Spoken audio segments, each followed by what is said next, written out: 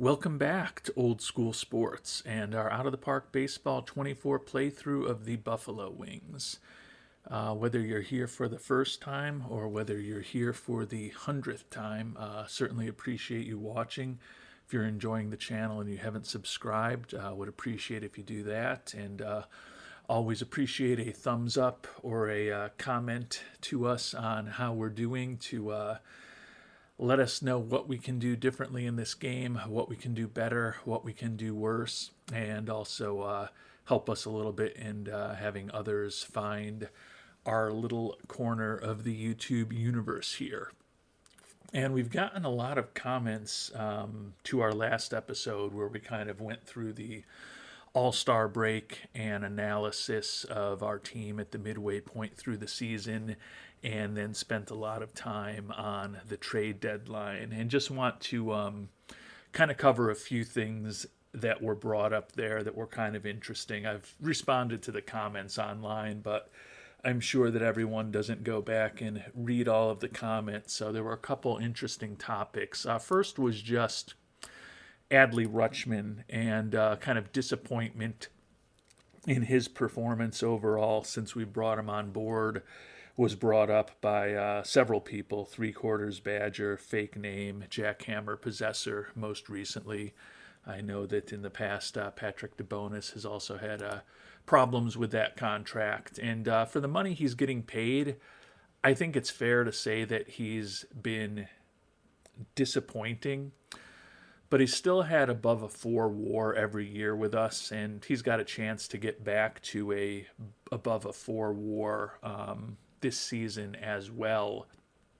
I think my biggest disappointment with Rutschman is that I thought signing him at 31, we'd still potentially get 1 year like he had in 2027 when he won the AL MVP. Not that he was necessarily going to win an MVP for us, but I did certainly think that there was a chance we would get a 6+ WAR season out of him. So from that perspective, have to be disappointed in his production.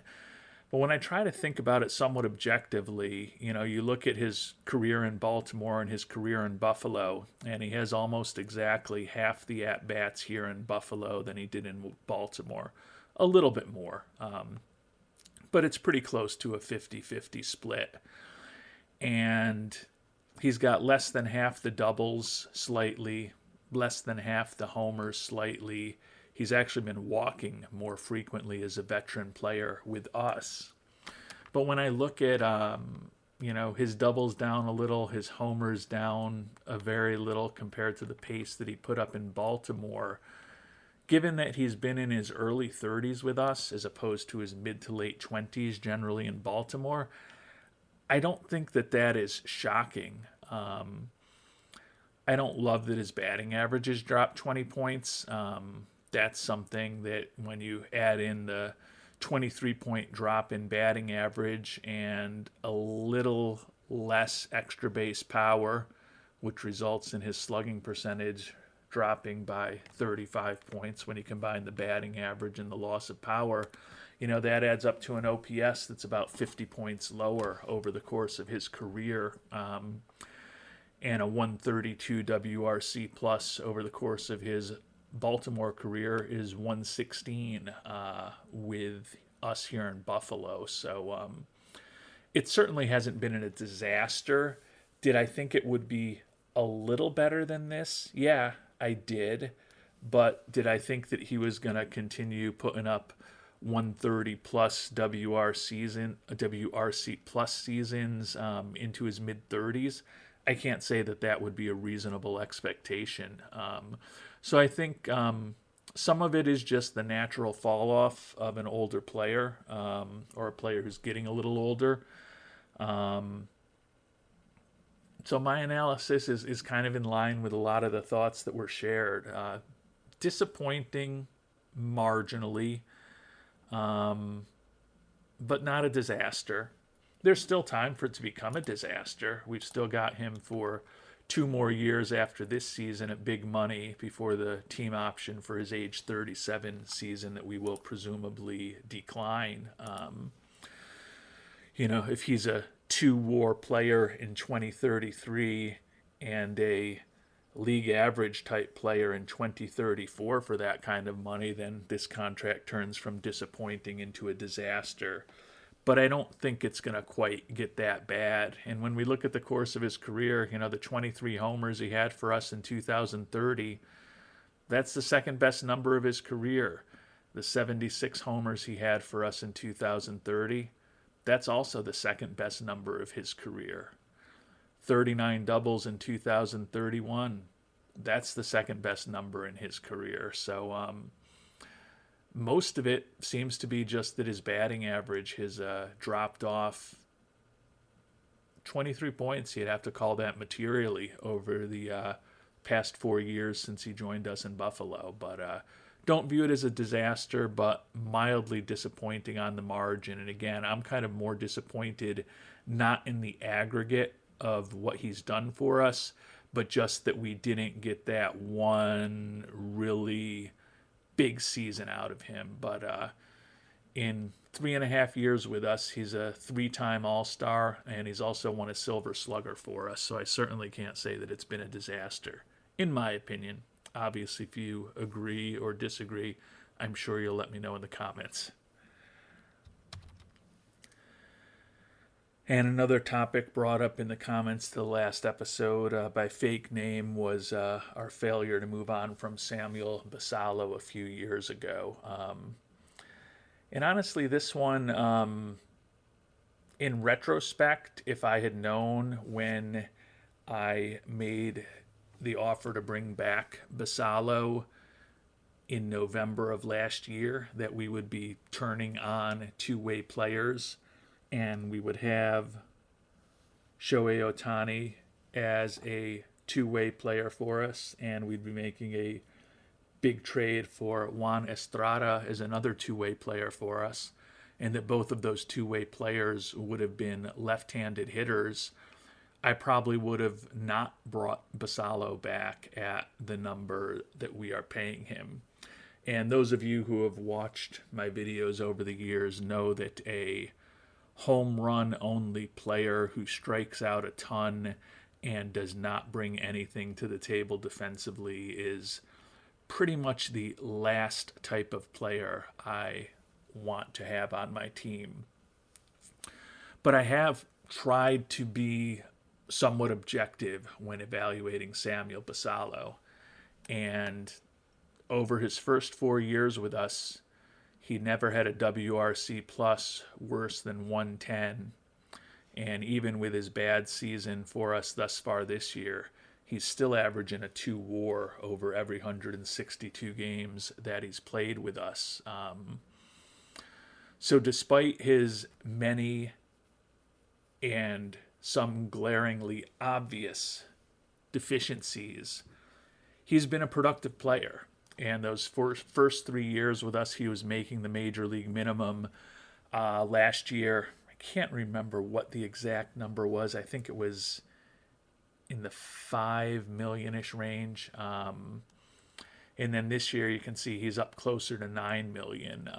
So definitely borderline the decision to keep him. But when I look at a 27-year-old player who's combined for 72 home runs the previous 2 seasons, well above average both of those years, I'm not expecting that player to all of a sudden have a 89 WRC plus this year. Did I expect the 134 WRC plus he put up his rookie year? Certainly not. But I didn't think he would just kind of completely fall off the map. So I think it's very extremely unlikely that he will be back with us next year when he's probably going to be making a little over $10 million, according to the arbitration wizards. But in retrospect, yeah, I wish he wasn't on the team. In retrospect, I wish we had been able to trade him away for Vlad Guerrero Jr. in a package, but that didn't happen either. when Austin Wells does come back from his injury, my thought is that I'm going to put Wells into the lineup every day as a first baseman, and then Basallo will be on the bench for us. You look at his ratings against right-handed pitching with that 65 home run power, 55 eye, and I think he can still be a somewhat intimidating pinch hitter for us. So hopefully he will get a hold of a couple balls as a pinch hitter, or when he needs to fill in for someone who's tired over the last couple months of the season.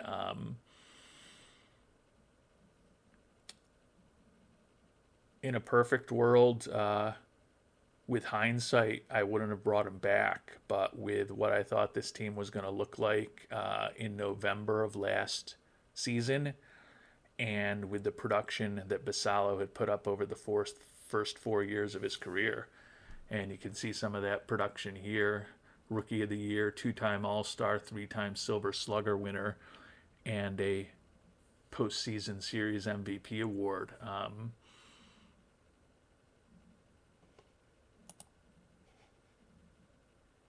I'd be lying if I said, oh yeah, that guy is going to just drop off the face of the earth at age 27. That doesn't make sense to you. You know, those of you who saw it coming, you are much more astute prognosticators than I am.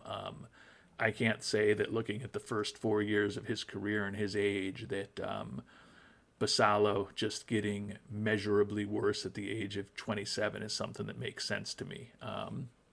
Well, we're talking about Basallo. Let's check in on Takao Ota, who was the other one-dimensional slugger who's not very good defensively, who had actually been on our team the exact same period of time that we decided to move on from this offseason rather than Basallo. And Ota's making less money in arbitration. He is a little less expensive.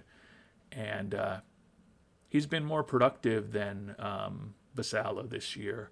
14 homers and 35 ribbies are a little bit less, but that 244 average is obviously better, and a 111 WRC plus is obviously a lot better than what we have gotten out of Basallo this year. And the last comment that I thought was interesting, or actually not the last comment that I thought was interesting. I thought a lot of the comments were interesting, but the last one that I thought would be worth talking about here came from Stanley Rosella, and he's disappointed that we've got, so many guys in their 30s in our A-level teams. If we look at our A-level team here, 3, 4, 5, 6, we've got 7 guys who are 30 or older on that team. And he seems to think that we're kind of gaming the system a bit by doing that. And I agree that in a perfect world, I would rather have a minor league team where there weren't a bunch of guys in their 30s in, A-ball and high A-ball. But my argument is that I am not really gaming the system, because when I look at the AI teams,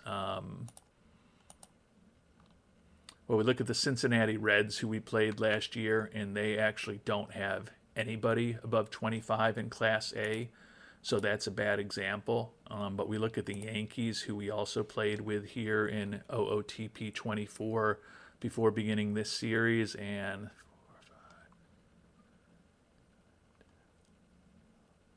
they've got 13 guys 30 or older with their Class A team. And we go to the teams that we played with last year in OOTP. Kansas City has got 6 guys 30 or older on their Class A team. And the Pittsburgh Pirates have 6 guys 30 or older on their Class A team. And the Colorado Rockies, looks like they've got 12 guys 30 or older on their Class A team. So I've definitely started doing this more over the last couple seasons, but it's really not to give myself some great advantage. It's honestly just to try to compete with these AI teams that are filled with older players in the minor leagues, because when we look at what had been happening with our Class A team in Marathon until the last few years, first year 2023, it was the highest level in our organization. So when we started signing some good players, we were a loaded team there. But you look at our winning percentages, and we never had a 450 or higher winning percentage for 6 consecutive years there when we were trying to staff this team with younger players, bottoming out with a 318 winning percentage in 2029. It just got to the point that these minor league teams of ours were performing so poorly that I have had to start layering in some more experienced players just to get them to a respectable level. So the development of our players is not negatively being impacted by the fact that they're a bunch of 21, 22, 23-year-old kids who are going out and getting their brains beat in 70 or 80 games a year by guys who are in their late 20s and early 30s. So I think if we looked at the other organizations from the AI and those teams were filled with guys in their early 20s, then it would be in bigger issue that I had some older players on some of those teams. But the way I'm thinking about it is I'm just kind of doing what I need to do to keep those teams competitive and to keep up with the Joneses. And again, with 7 on my team, and then we looked at the other teams, and I think it was 13, 12, 6, 6, and 0 as far as the 30-plus-year-old players. I don't think our representation there is really outsized. So if there is a way that some of you manage this and kind of keep things more realistic, would love to hear them in the comment section down below. I have zero bid to be going through farm systems for all of the organizations and moving players around, even though I'm in commissioner mode. So if that's the solution to this, I'm just going to continue playing the way that I do. But if there's a relatively simple way to make the age of the players in the minor leagues more realistic, would love to hear about it. But right now, I don't think I'm doing anything that particularly advantages our farm system. I think I'm just doing what the AI is doing and just trying to get myself on a level playing field in terms of being able to develop some of my players. But thought that was an interesting point by Stanley, so wanted to mention that as well. And with those topics covered, it's time to see if we can guide this team back into the playoffs for a 5th consecutive season and to maybe win the National League East for the 2nd time over that time period. We've got a 5.5 game lead on both the Expos and the Marlins here on August 1st. Our activities at the trade deadline were not as extensive as we had perhaps hoped. All we did was add a backup catcher, Ivan Herrera. When we think about our team right now, we've got 2 somewhat important players on the IL. Caleb Ferguson just went on the IL within the last couple of days. He's out with a strained hammy for probably a little bit over a month. Hopefully we'll see him again in September. And then Austin Wells, also out with a strained hammy. He has not been productive for us this year, but I do think when he gets back off the IL and a couple games in Albany on rehab, we will likely look to make him our everyday first baseman, moving Basallo to the bench, as I talked about earlier. Taking a look at the schedule over these first couple weeks of August, got the final game in the series with the Diamondbacks, and then we are home against the Dodgers before going on the road against Washington, and then we are at Miami before a big 4-game series against Montreal brings us to the middle of the month. And as I mentioned, Montreal is one of those teams that is closest to us in the division, so that could be a pretty interesting series here in about a week and a half, 2 weeks. And the first week of August has gone pretty well. Won the final game against the Diamondbacks, took 2 out of 3 at home against the Dodgers, and then we took 3 out of 4 on the road against the Nationals.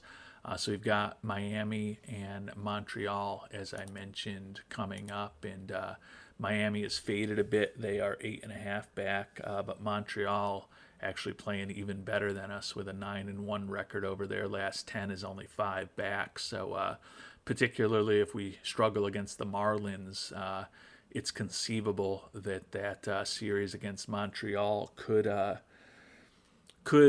begin with them having an opportunity to take first place from us if they sweep us. Hopefully that won't happen, but you never know. And we did end up taking 2 out of 3 against Miami, including a pair of 8-0 shutouts. But we have lost the first game against Montreal. We're stopping here simply because Austin Wells is able to begin his rehab assignment. So we will probably have him down in AAA Albany for 3 games. Hopefully shake off a little bit of rust. And then if he is not having any more issues with the hammy, bring him up. Put him in as our first baseman, and perhaps our long national nightmare involving Samuel Basallo will be a bit closer to its end. But after losing that first game against Montreal, our lead on them is actually still 6. So we had done well against Miami while they apparently struggled a bit against who they had been playing earlier. So 6-game lead here on August 13th, not a bad thing. Would certainly love to take 2 out of these last 3 to extend that lead to 7 games by the end of the weekend. And we did fortunately salvage 2 out of the last 3 to split the series against the Expos, which means that as we stand here on Monday, August 16th, we've got a 7-game lead in the division on the Expos and 9 games up on the Marlins and the Pirates, who are the only 2 other teams in the division that are 500 or better. Take a quick look in at the league leaders here, since it's been a while since we've checked in. Seifu, it looks like he is well on his way to a 5th consecutive year leading the National League in stolen bases. John Featherston hit a nice hitting streak for us. And other than that, we don't really have too much to say about the leaderboards. That said, we are first place in our division, and at this point, we've played a lot more games than the Cardinals. They are technically, if I can do some simple math, 2 games ahead of us in the standings, or no, 1 game ahead of us in the standings, because we're a game ahead in the win column, but they are 3 games ahead in the loss column. So I'm sure they will make those games up over the coming weeks, but certainly appears that we are in a pretty good position right now to at least be having a first round bye and home field advantage for a potential National League Division Series in a little less than 2 months. So as we look ahead to the second half of the month, at the Angels, home against the Blue Jays, at the Mets, home against the Marlins, and then home against Pittsburgh for the final day of August. Certainly would hope with that schedule that we're going to be able to at least maintain the 7-game lead that we have. Clearly those games against the Marlins and the Pirates could end up being relatively important for us and very important for those teams, as they are still in a very intense battle for the National League wild card, where you can see we basically got more than half of the National League within I don't know if it's more than half of the National League is within 2 games of those last few wild card spots. So going to be a very interesting race for the playoffs for most teams in the National League. At this point, our hope is that the Cardinals and our Buffalo Wings are kind of locked in to their potential division titles. And it ended up being kind of an interesting week for the Buffalo Wings. We got smacked around on the road by a very good Angels team before coming back home and sweeping Toronto. So 3-3 for us on the week. Expos have closed the gap to 6, 8.5 up on the Braves, 9 on the Pirates, 10 on the Marlins. So still a lot of teams fighting for those wild card spots. It looks like some of those teams have started to fade a little bit, but going to be an interesting race for the rest of August into September and the start of October to see who ends up in the playoffs.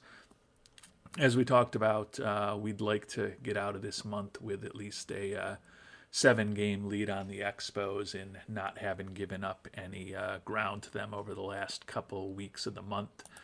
So clearly that's probably going to require us to have a winning record over these last 8 games of August.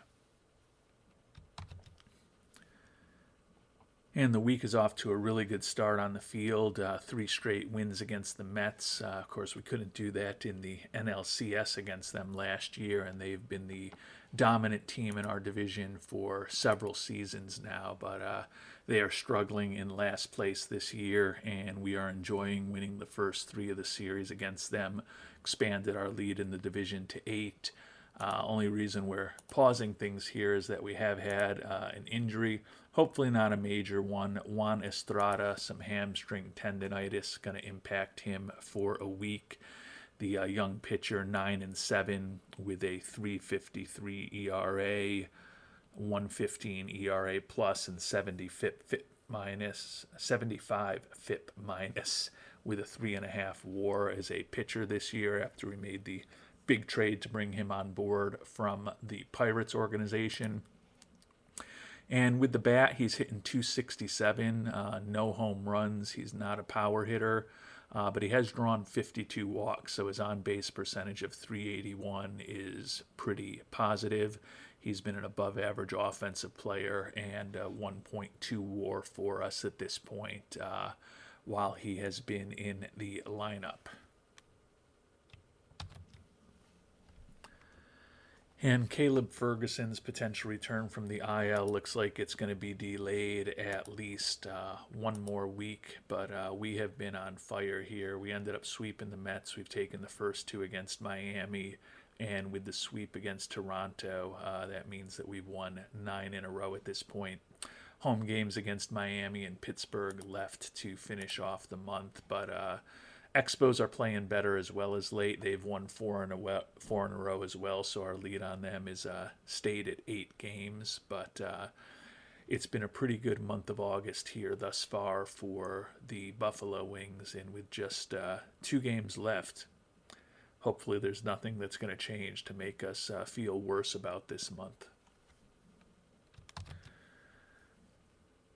And although we did lose the final game of the series against Miami to snap the winning streak, we are still viewed as the best team in baseball, at least according to this week's power rankings.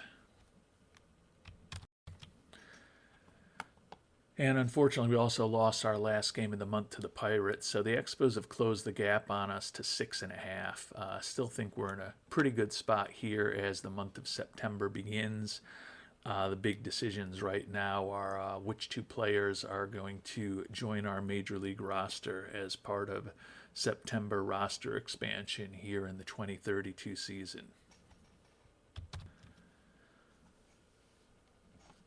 And we've got decisions made on the 2 players that we're going to bring up. One may be a little bit surprising just because he's a guy that we haven't really talked about.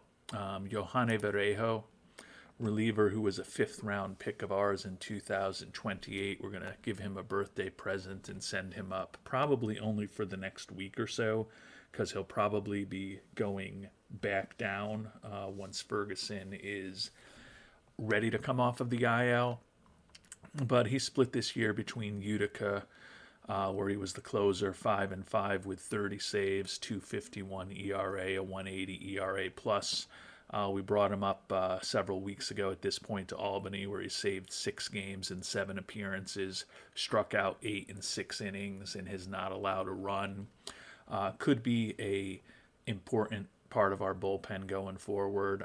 His stuff and his movement are excellent. Got a great fastball and a knuckle curve that is quickly approaching great territory as well. Throws in the mid to high 90s. So we are going to bring him up, see what, if anything, we can get out of Mr. Varejo. Isidro Ochoa is the other guy who was certainly in the mix.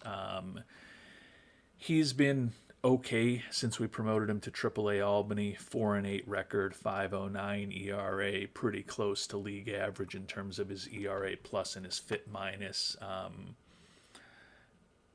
Just feel like Varejo is a guy that probably will be more inclined to success in a relief role, since Ochoa has never relieved over the course of his minor league career, and would rather just have him get a last start or two here in Albany on his normal pace rather than go maybe sit on Buffalo for 5 days, not pitch at all, and then just get sent back to Albany. Since we're not going to be putting Ochoa into the rotation in Buffalo, we'll keep him down. And the promotion that's not going to be a surprise is Joe Edwards. Would love if his contact was major league average, but looks like his home run power is above average and his eye is still off the charts. Had a big year for us in Albany this year, 276 with 43 home runs. He's walked 96 times, 159 WRC plus on the season. We have been playing him all over the field here this year, and quite honestly, even in his previous years in our organization, to get him as versatile as possible. And he is a guy who can play anywhere practically at this point. But we are going to make him our everyday first baseman in the majors over the month of September. Want to ensure that he gets consistent playing time for us. And right now we've got Austin Wells, who we mentioned had taken over for Basalo, and we have Vaughn Necker in a platoon situation playing first against left-handed pitchers. But certainly with the young Joe Edwards being promoted to the majors, we are just going to put him in immediately as our starting first baseman against both lefties and righties. Give him a chance to sink or swim at the major league level, and at the very least, with his 6'4" frame and his decent infield ratings, he's going to be a big upgrade defensively to what we have had at first base this year, and have a feeling he'll hit us a few homers and draw a lot of walks over these last 4 or 5 weeks of the season as well. And it was a nice start to the month of September for the Buffalo Wings. 3 consecutive shutouts, 3-0 over Pittsburgh, 4-0 and 5-0 over Texas before we lost the third game of the series on the road against the Rangers. Got a Las Vegas A's and the San Diego Padres coming into town over the next week. Our lead on the Expos is 7.5. They continue to hang in there and play pretty well. They are clearly the third best team in the National League at this point. But right now, we are the best team in the National League. And the hope is that we will not only hold on to the division, where our magic number is 18, but also hold off the Cardinals for the best record in the NL over these last several weeks of this 2032 season. And it was another respectable week for our Buffalo Wings. We swept the A's, and we did only take 1 out of 3 against San Diego. But when all was said and done, 4-2 record is a team that is being chased. If you go 4-2 every week, it's going to be pretty hard for the team that's chasing you to catch you. Speaking of the team that's chasing us, we're going to have Montreal on the road next week. Before then, though, we've got 3 in San Francisco and 3 in Cincinnati before we have a day off to travel from Ohio across the border into Canada. Wonder if we'll stop off in Buffalo for one night on the way or not.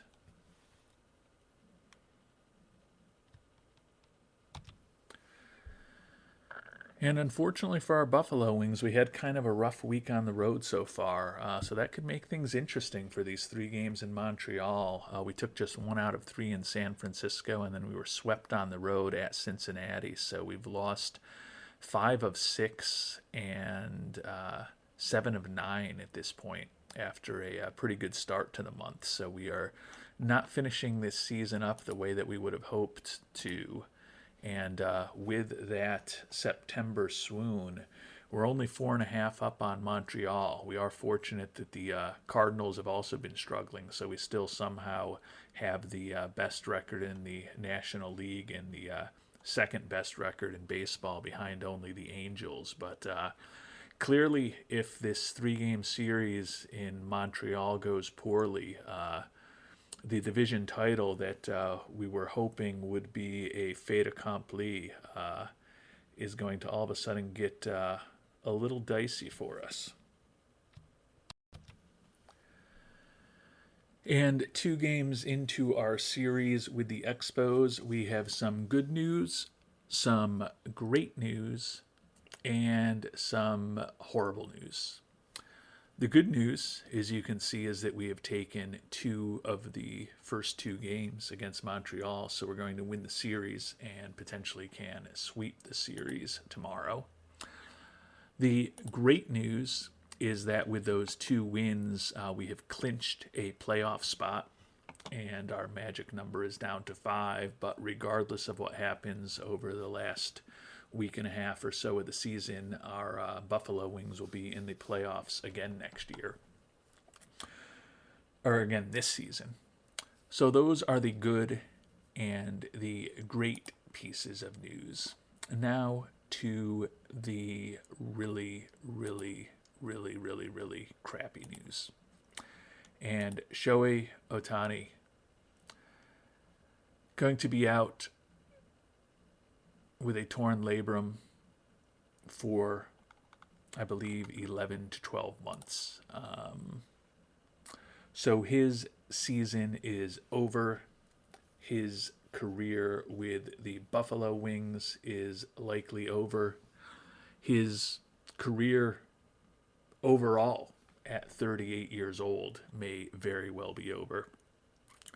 So Ohtani was his steady, solid self as a member of our rotation again this year. 13-6 with a 3.40 ERA, only a 1.5 WAR. His ERA plus was above average, but his FIP minus was actually a little below average this year. But as our number 2 starter behind Sabatka, certainly did a solid job for us this year after being our ace for the first 5 years of his career in Buffalo.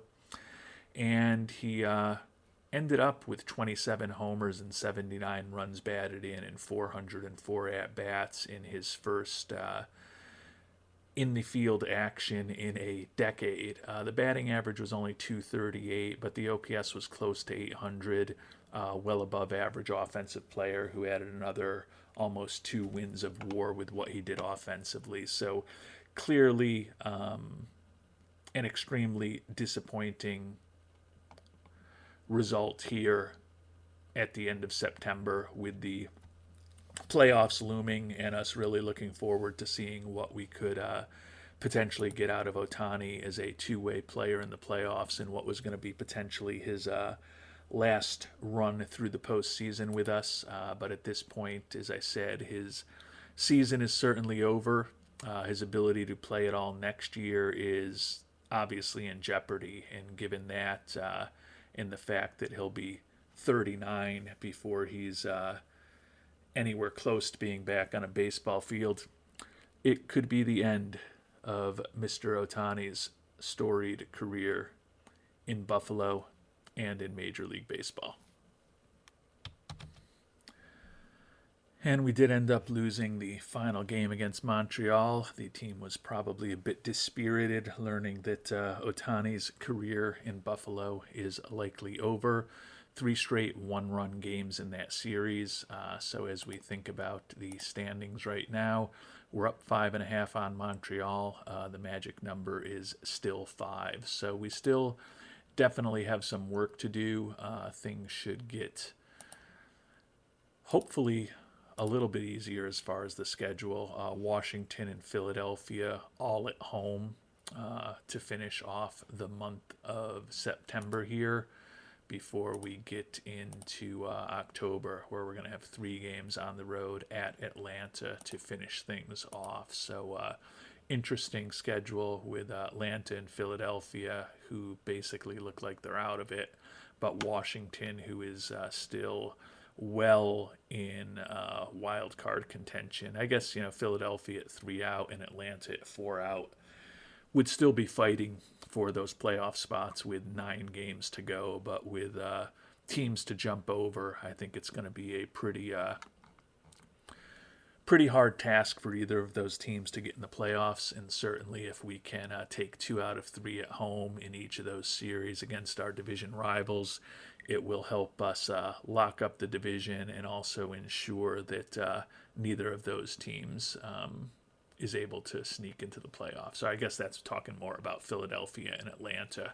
I don't think we're going to be able to keep the Nationals out of the playoffs, but the main thing we want to do is ensure that we hold on to the division title. And at this point, we are up, looks like 6 games on the Cardinals for the best record in the National League. So we're actually closer to losing the division than we are to the Cardinals passing us. So if we can hang on and win the NL East, we're going to have home field advantage through the NLCS, assuming we get there.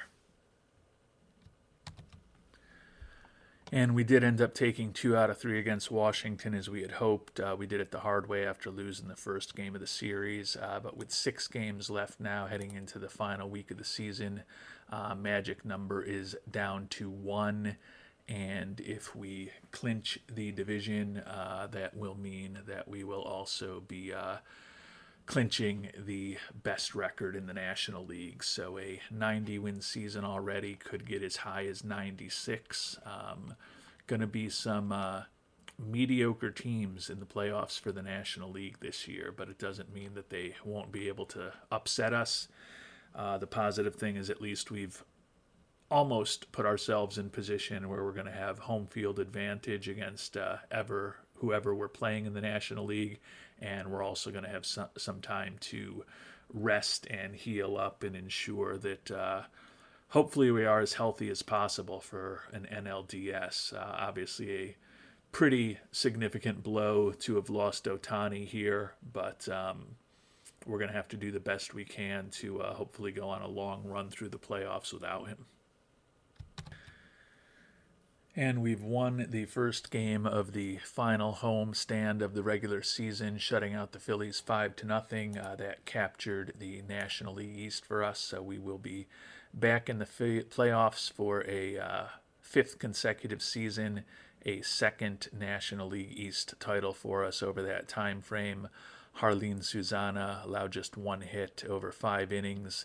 You can see Carrillo, Backus, and Heel combined for scoreless relief for us before the game was eventually called because of the rain after 7 innings. So the Wings are in the playoffs. The Wings are National League East Division winners. The Wings will have the best record in the National League. There is still an outside chance that we could get past the Angels for the best record in baseball.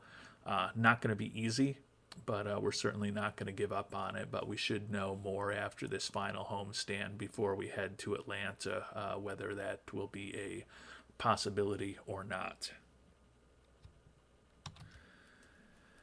And we did end up sweeping Philadelphia. So after a kind of rough spot in the middle of the month, we started September strong. We finished September strong. 3 games left now in the regular season at Atlanta, as I talked about. We'll check in on what the Angels have done. They're 95-64. We are 93-66. So we're going to have to win three in a row to get past them, to have any chance at getting past them. I'm not sure. Can't remember whether we played them at all this regular season. Our Buffalo Wings. 0-3 against the Angels. So that makes it more challenging because we need to go 3-0 and they need to go 0-3 for us to be able to get past them. That said, we are going to have time off because we're going to have a first round bye, so I think we can afford to try to play things pretty straight up here these last few games of the season. Guess that Atlanta's probably out of it. No, they're 2 games out. They aren't mathematically eliminated yet, so they still have something to play for. So all the more reason for us to at least try to take things somewhat seriously against the Braves.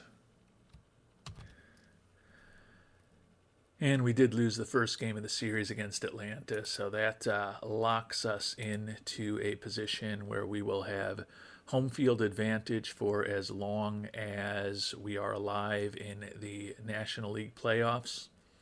And if we are fortunate enough to get to a World Series, we would be on the road, or more accurately, giving up the home field advantage to the Los Angeles Angels.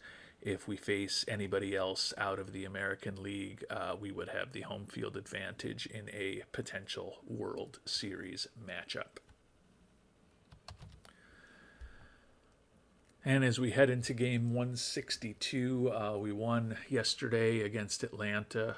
So we have nothing to play for. They have nothing to play for. And because of that, we are going to bring up Isidro Ochoa for the final game of the season. Let the 23-year-old youngster start this final game. He won't be on the playoff roster. Don't anticipate that we are going to have any injury issues, but want to ensure that our starters are as healthy and ready to go as possible. So Ochoa, the number 93 prospect in baseball, 6-3 with a 2.84 ERA in AA Utica, 5-9 with a 4.68 ERA for us this year in AAA Albany. Looks like he is pretty close to ready to hopefully contribute at the major league level, and he will get 1 day of service time and an opportunity to start the final game of the regular season for us here today. And it looks like it was probably not a great performance from Ochoa. Prelander Baroa struck out 16 Buffalo batters, so he hit a huge game for the Braves. Our Buffalo Wings finish at 94-68. Ochoa, not a great major league debut. 6 hits, a walk, 5 earned runs, and 2 strikeouts over 3 innings. Heel and Zane Adams came on in relief and finished up the season for us. So gave our starters a rest, so hopefully they will be all completely set up and ready to go. And I'm sure that even Heel and Adams, even with relatively high workloads with 40 and 27 pitches today, will be ready to go by the time we are playing in the National League Division Series. And we'll have that important first round bye in the playoffs because we at 94-68 had the best record in the National League by 8 games over both the Nationals and the Expos.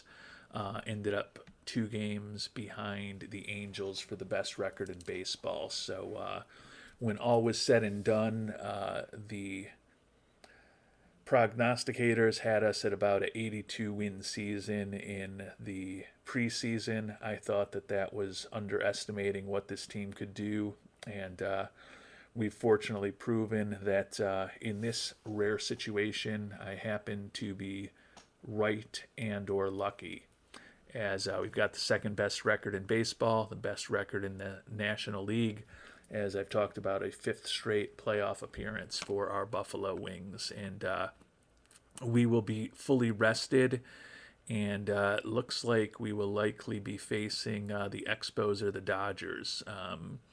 Colorado and Chicago and Pittsburgh, it looks like, are all still fighting for the fourth and final playoff spot, but it appears that the Expos and the Dodgers are locked into the 4-5 matchup there. So we will find out more about who we will be facing in our next episode. I guess we should probably finish up today and find out what the playoffs look like.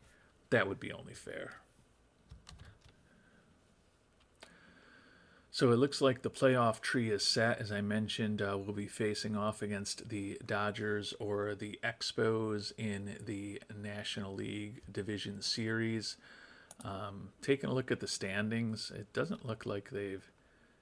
It looks like they've given the spot to the Rockies over the Cubs, but they don't actually have either of them marked as having clinched a playoff spot. But see the Rockies there, so assume that there's not a one-game playoff. I think they did do away with the playoffs of any type, but in a 81-81 flat-footed tie, looking at the team-by-team records, and looks like the Cubs were 6-7 against Colorado, so that's why Colorado got the playoff spot there.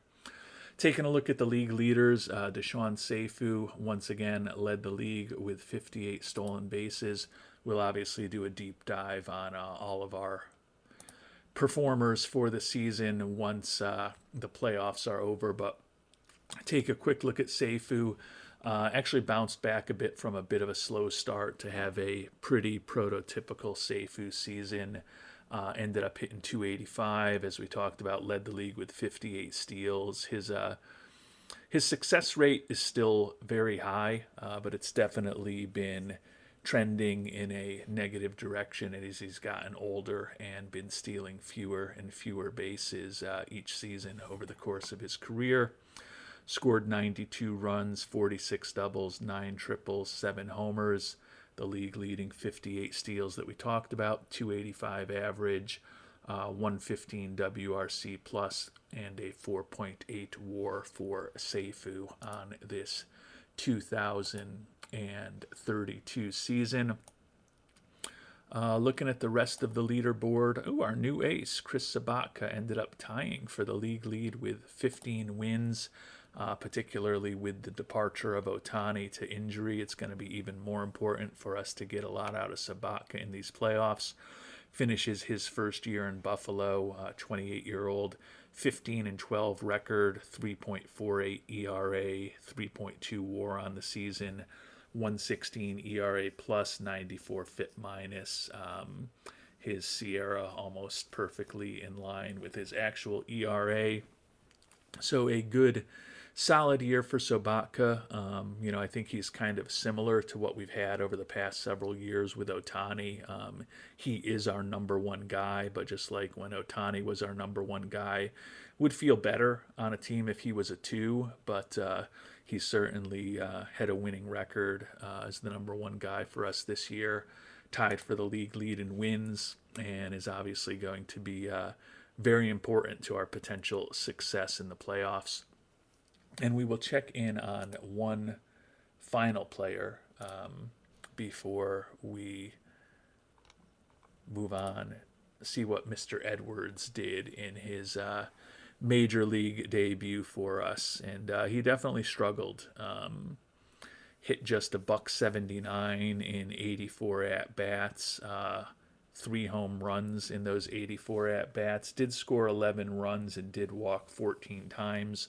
But he also struck out 34 times, and we knew that was going to be an issue. So I think he certainly does not have too much left to prove in Albany. He really doesn't have anything to prove in Albany other than perhaps the fact that he could prove that he could strike out a little bit less. We'll have to decide at the beginning of next year whether we want to play the service time game with him or not, or have him with the team right out of spring training. Obviously, there's potential that what we think of his ratings and his potential could evolve over the next 6 months. But we'll have to see what this team looks like. I think there's going to be a lot of turnover this coming off season, and certainly Joe Edwards, as the number 75 prospect in baseball, will be 24 years old by the beginning of next season, is hopefully going to be a big part of what, if anything, this team achieves, not just this year, but in the seasons to come. And we'll find out how our Buffalo Wings do in these 2032 playoffs in our next episode. Winning the division by 8 games, having the best record in the National League. Anything less than a trip to the World Series is going to be a disappointment, even with the fact that we won't have Ohtani on the team. So the expectations are going to be as high as they have ever been for the Buffalo Wings as we head into the 2032 playoffs, and we'll find out whether or not we can meet those expectations in our next episode. Until then, thanks so much for watching, and hope you have a great day.